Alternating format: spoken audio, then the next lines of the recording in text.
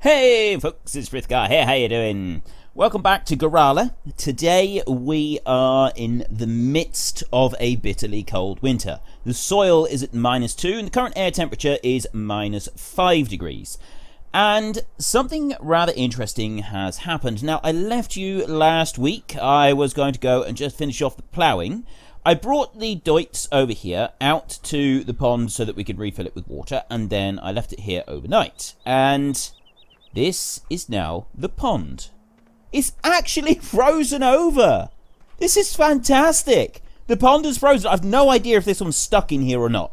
That's the next thing that we're going to find out. But we are actually standing on top of the pond, and it's completely frozen over. Okay, this is just spectacular. I absolutely love this. So let's just leap into the doits a minute and start this bad boy up and see if we do. Is it frozen into the pond or not? That's the next. I see. No, so it's not actually frozen into the pond, but we can drive over the pond by the look of it. I don't want that ice to break. That's going to be the next thing. It's frozen. It's slippery. I've got less traction on there. Okay, we're going to risk this. We are going to drive the full water tanker and the tractor right across the ice.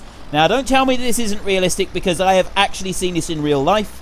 I have actually driven a vehicle over a frozen pond myself here in the UK, which is not known for bitterly cold winters, and I have actually done it. I mean, admittedly, it was only a quad bike, but still, I still did it. And yes, I did hear the ice cracking, and I nearly soiled myself because it was deep and cold.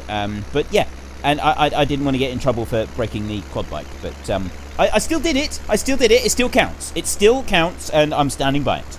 Okay. This is the one thing that I've done, and if we just take a quick look through here at the animals, at the moment we're on 45% cleanliness. Straw is low, so we do need to top the straw up to date. I've put loads of silage, power food and stuff in, so they're good for that at the moment, but we are going to need to put more in. We will just stop here a second and clean them out a minute. So if I'm going to actually just stop the engine there a moment, and we'll leap into the telehandler. Get some lights going on this bad boy, and if we just clear this bit up here, so now all we get obviously is hay, because we're in the middle of winter and we're using the seasons mod.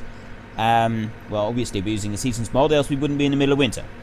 And you don't get grass being tipped out for your animals during winter. It's only hay that gets tipped out. So we clean up the hay, we put that back in. So your maximum productivity for animals during the winter is actually 82%. It's 81 at the moment because it was slightly dirty. We did have the stuff lying around, but it will pick back up to the 82% in just a minute. So let's just stop that one there. Turn the lights off. Right, we're going to flick through to our case out in the field, and here's the next thing with this one. We've got our little plough here. And you know that this one normally ploughs at like 6 to 8 miles an hour, and I mean at the moment we were now in kilometers per hour. So let me lower it down, and it says the soil is frozen, you can't work it, and that is as fast as it will let you go. You cannot plough any faster than that when the soil is frozen. So we can't actually do anything. If I lift it up, it'll kick forward. So I've still got this field here to join together. All the other fields are joined together. They're all done. They're all okay. But this field still needs to be done. So we're just going to stop that one right there. We're going to drop the plough down there.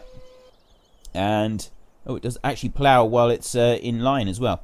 And I was told that these ploughs are real things. People have been giving me links to real ones, and they do actually work. And people have used them. You don't see them so much anymore because the areas where those types... It's called a swing plough. Now we have a rotatable reversible plough here in the UK. Those are known as swing ploughs, and by all accounts they do actually take more horsepower to operate than just a standard reversible plough. So but there's less moving parts on them, so there's pros and cons for them.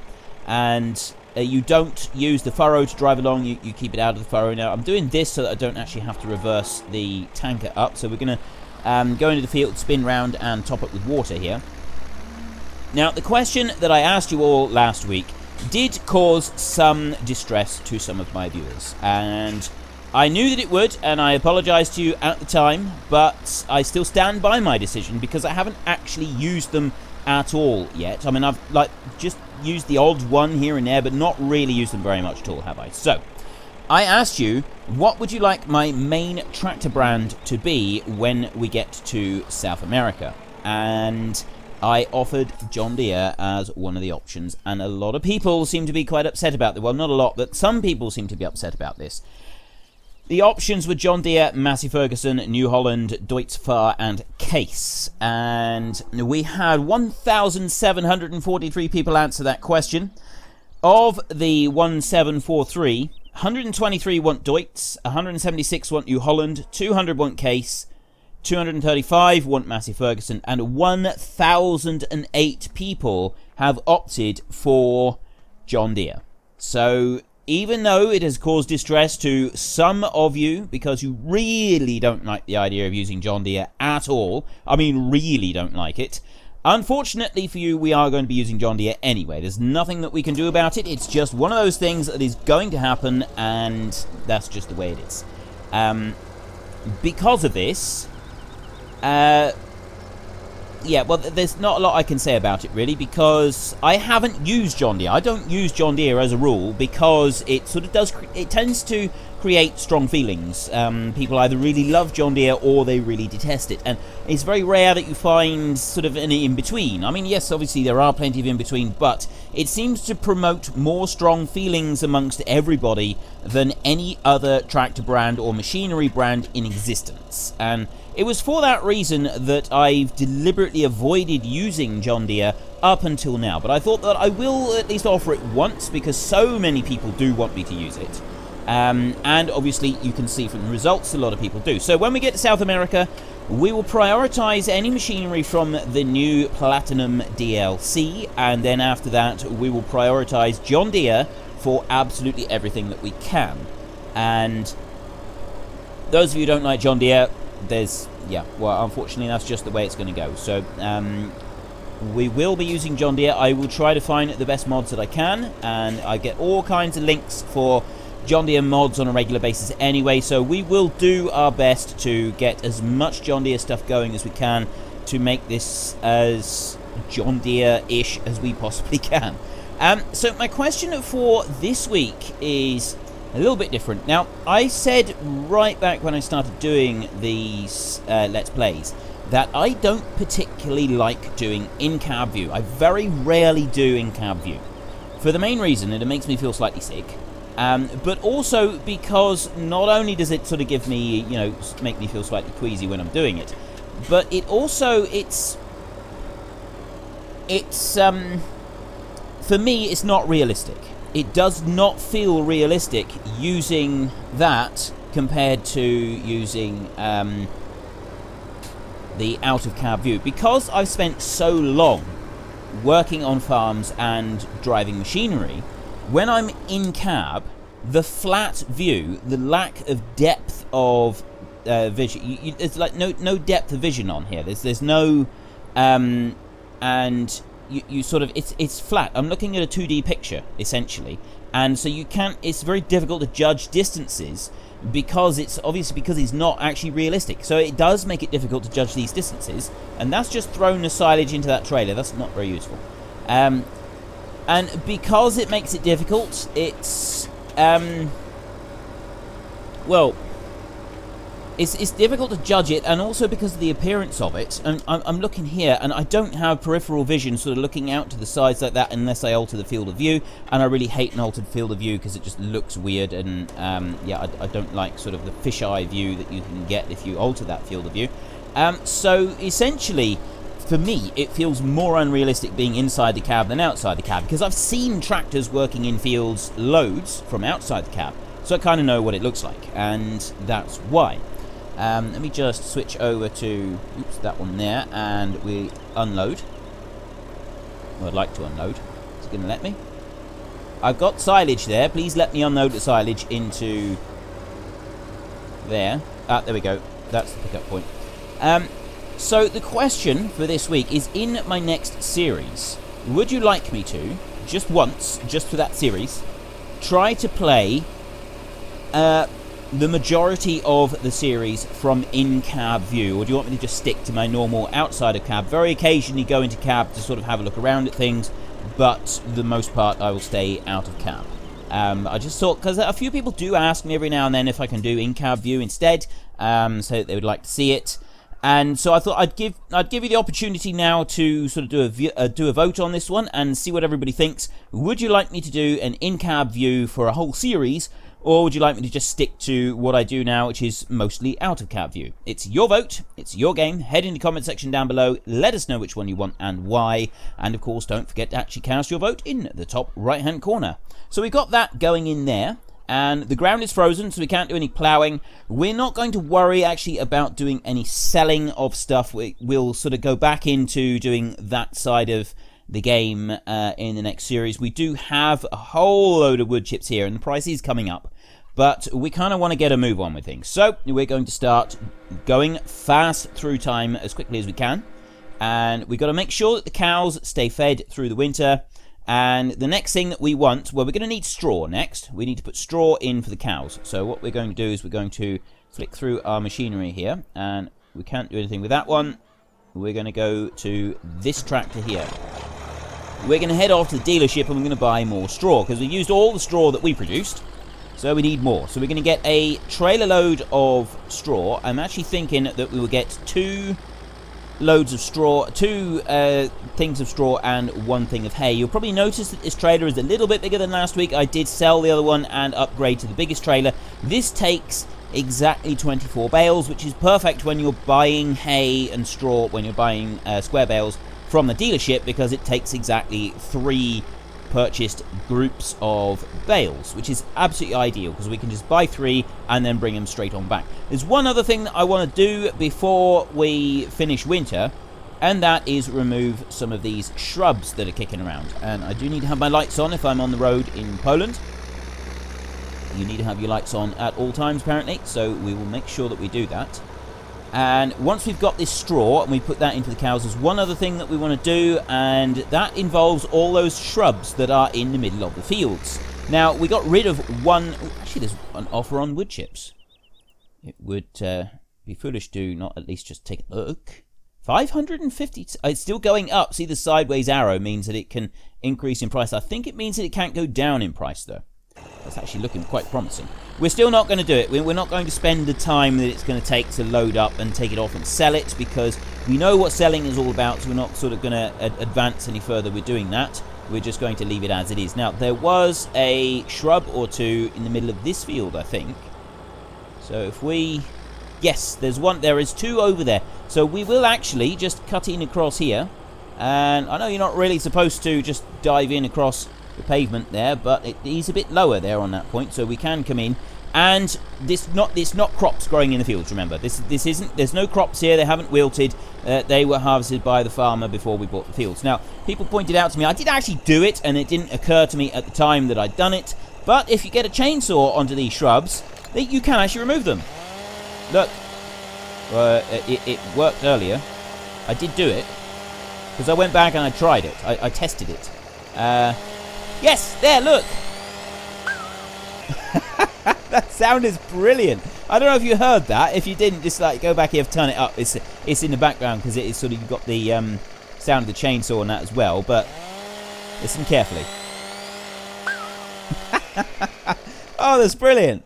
So we've actually got shrubs. We can remove the shrubs from this map, and that is absolutely great. That is actually something that I was complaining about not having in the last episode, or the one before that, and now we've got it. So the only thing that we can actually move is these rocks. And yeah, if we could move the rocks, I mean, let's just try. I don't think the chainsaw is going to cope with these.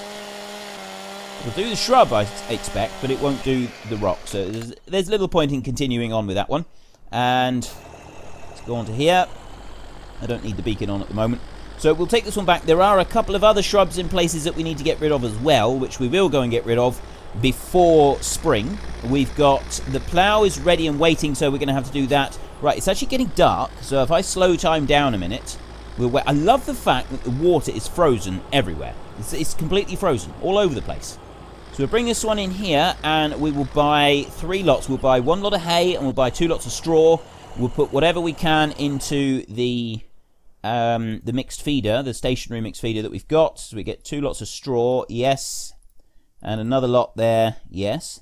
And then 1 lot of hay.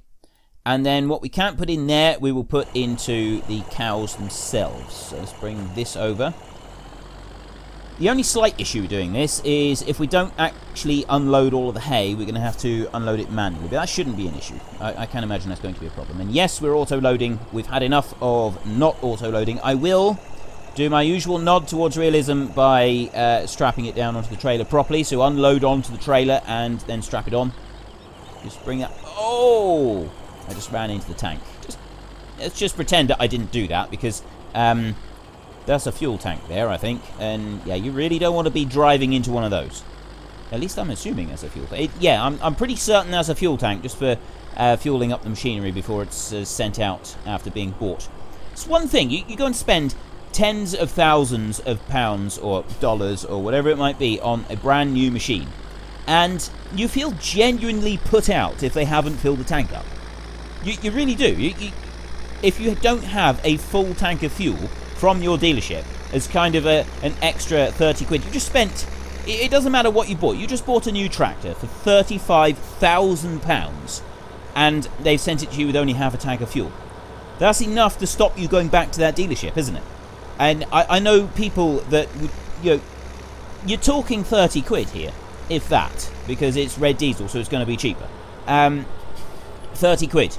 And you've just spent £30,000. It's nothing. It's pocket change. It's absolutely nothing. But you still feel really genuinely upset if they haven't actually provided it. It's a very strange thing to me. I mean, yes, I'm exactly the same. I do feel a bit put out by that. When I'm buying computer parts for upgrading my computer, I always go through a website called Overclockers. And Overclockers are absolutely brilliant. They have got excellent customer service. They really help you out with just about everything that you could possibly want helping out with. But the most important thing about Overclockers is that when you buy any parts from them and they send it out to you, they will have a... Let me just empty out the last that silage a minute. Yes, and they send it out to you. When you get the new item, it turns up, there will be a very small packet of sweets. It's one of those little tiny 10p packets, and that'll be there. You'll have a 10p packet of sweets. Just 10p. But it makes all the difference. They send me out a packet of 10p packet of sweets. When I bought my new computer, when I bought the whole thing, I had them build it and stress test it and everything for me to save me the hassle of having to do it, and also the deal that they had for actually building the whole thing versus me buying all the separate parts was just, I think I paid like an extra £20, which is absolutely nothing when you're buying a nice expensive new computer system. So because of that, I got them to build it. So they sent out a I honestly can't remember. I think it was like about £1,200 or something like that. So quite expensive as far as computers go. And they sent this one out, and in the box I had 6 packets of sweets. Frithgar was a very happy chappy. 6 packets of sweets sent out with it. I mean, that's just amazing. I thought, this is incredible. I'm going back to them again. I'm going to use this company again. They sent me 6 packets of sweets. I mean, never mind, I've just given them £1,100. I actually gave them more than that because I bought monitors and other things as well. But still. So I gave them all of that money.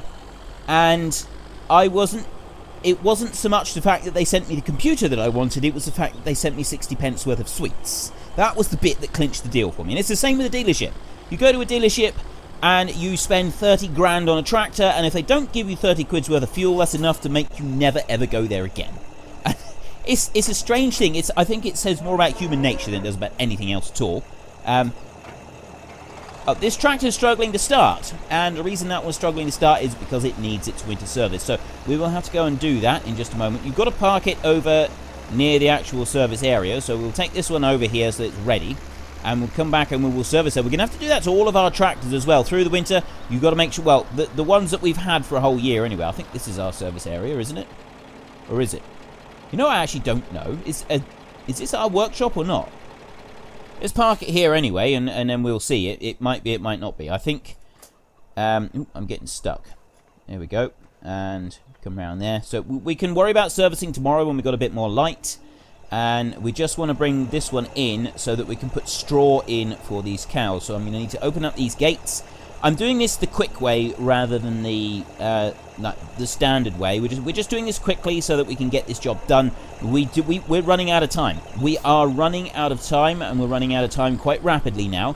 We have, well, today is the 16th, and we've got less than a month. I think it's the 30th. It's either the 13th or the 14th that the new game comes out. The DLC comes out. So we've got a month now, or less than a month. It's about 4 weeks before all the new stuff gets. And I would like to have all the planting done, and then I would like to have done some harvesting before that point. We've got that nice shiny new combine, and we've barely touched it. So we would like to be able to at least use it before we leave here in Gorale. And once we get to the new area, we'll no longer have these silly amounts of money. Remember, this is part of our backstory.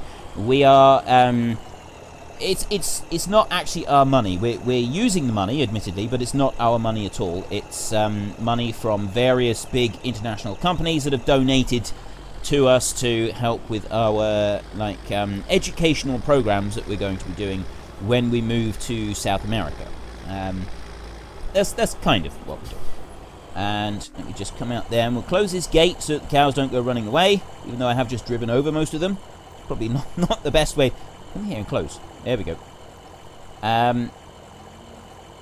Bring that gate to and close it up properly. There we go. Bolt slide through. And right, what are we on for straw now?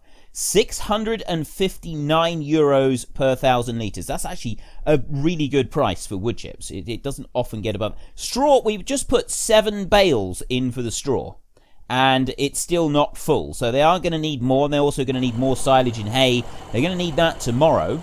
So we'll start, let's just get fast forwarding time again.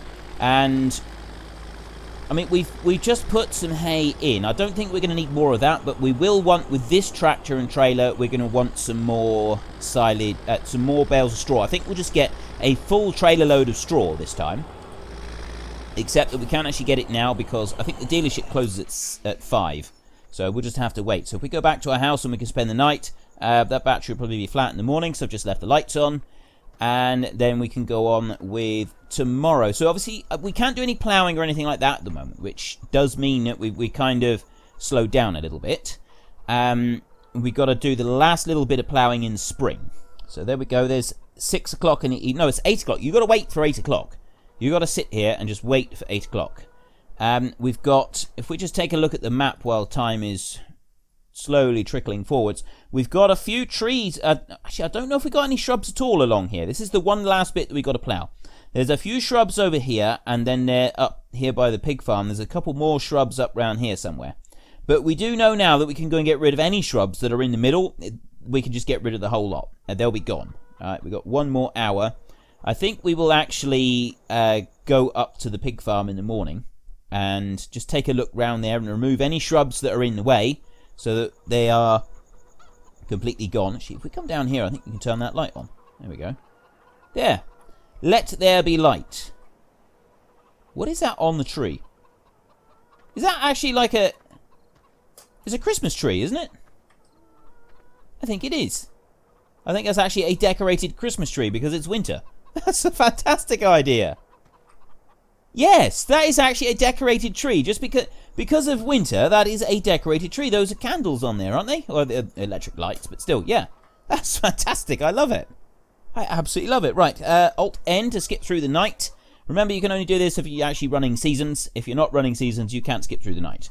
Although I do think that they should introduce that into the game. So, according to our weather forecast, we should get snow tomorrow, which is the last day of winter for us.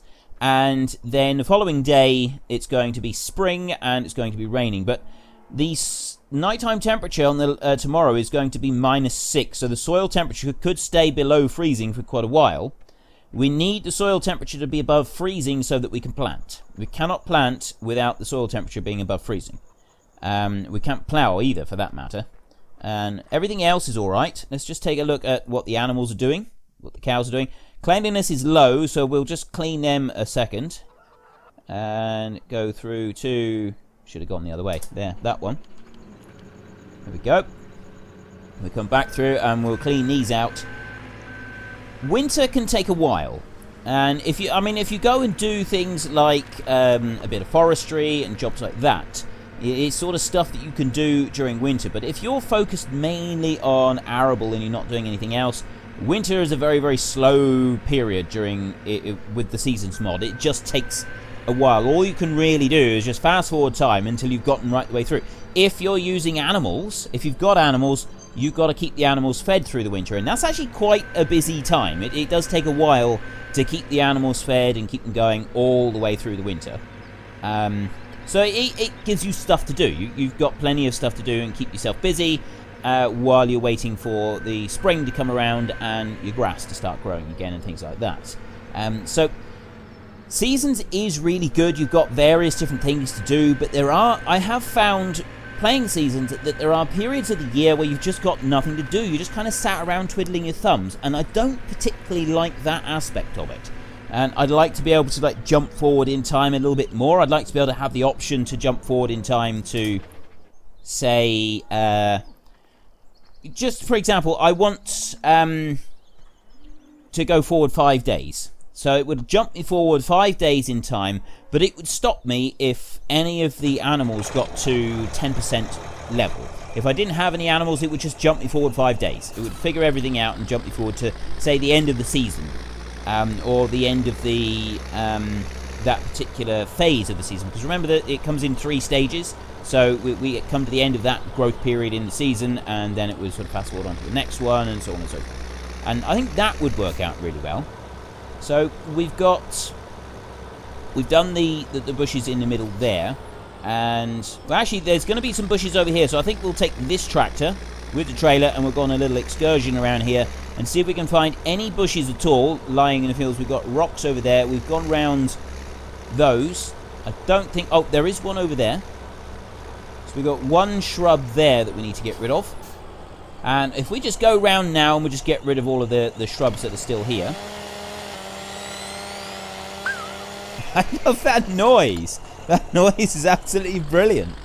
And I had no idea that you could even do this. I actually did it last week, and so many of you pointed out and said, look, Frith, you're talking about this. You do know that you actually just did that, don't you? You are aware of what's going on right under your nose, aren't you? You don't just go along with your eyes closed pretending that you can't see anything, don't you? Apparently I do, because I do remember it now, but it just didn't occur to me that I'd actually done it. So yeah, apparently I do go along with my eyes closed and my head in clouds. My question for this week, for the next series, would you like to see me doing in-cab view more? Would you like to see more of this? Would you like to try and have that as kind of the predominant thing that I do throughout the entire series for the next series? Or do you want me to stick to my normal view, which is out of cab? Because quite frankly, I'm not a fan of in-cab view, but I thought that I would offer it just once, see what you guys all thought of it. So it's your vote, it's your game. Head into the comment section down below, let us know which one you want and why, and of course don't forget to actually cast your vote in the top right hand corner. Right, why aren't you doing anything? Ooh, I wonder, have you got to plough it first? Because nothing's happening here. There is nothing happening on that one. Right, it maybe, just maybe, it doesn't work unless you've ploughed the land under it first. I mean, if that is the case, that is such an exquisitely wonderful detail. It really is. That is absolutely incredible. So let's just stop here and check this one, just to see if this one works. Okay, nothing on that one. What about you? Nope, nothing on that one. It does look like it. You've actually got to plough the ground underneath the shrub, and then you can go along with the chainsaw and you can remove it. That is attention to detail. That is real attention to detail, that is. I am seriously impressed with that. I haven't been that impressed with a minor map detail for a very long time. That is just awesome. Absolutely incredible. Now, this little hedgerow that we got here, we won't be doing anything with that because we haven't ploughed the land up under it, so it's not going to let us. Just so cool. Why am I driving along the field? I should be driving along here. I don't think there is anywhere else on the map that we've got those pieces joined together, so I really do need to go and get straw. I'm going to go and get the straw now. This is about all we got time for today. So we didn't do everything I wanted to do. At least we've gotten rid of most of those shrubs. There is a few up by the pig farm, I think. But actually, to be honest, I think I've gotten rid of most of those now when I was just testing to see if it would actually work properly. So we've gotten rid of the shrubs. They're out of the way. Tomorrow, it's going to snow, and that's the last day of winter. And then once the snow has been, we've just got to finish off a little bit of ploughing, and we can start doing the planting. As soon as we can start getting going with the planting, we can get a couple of the big horse seed drills. And I was thinking I would probably plant the whole lot with just one crop. I might do a couple of crops, say if we do some wheat and we do some canola. I wasn't going to do any other crops than that. I was just going to sort of keep it reasonably simple, mainly because things like beans and that, they take longer to ripen, and you end up having it in like 2 much bigger stages. So we'll sort of see. But anyway, we'll get to that tomorrow. We will hopefully be able to get to that tomorrow. So I want I'm going to go for 2 lots of straw bales again and 1 lot of hay. No, I'm not. I'm going to go for 3 lots of straw bales. Just go for the whole lot. All straw. Just like that. There we go. If you enjoyed this episode, please head down below and give me a like. And if you really enjoyed it, then please tell your friends all about me. Get them to come and watch as well. That would be awesome. But until next time, thank you very much for watching. This is Frithgar. Goodbye, and see you later.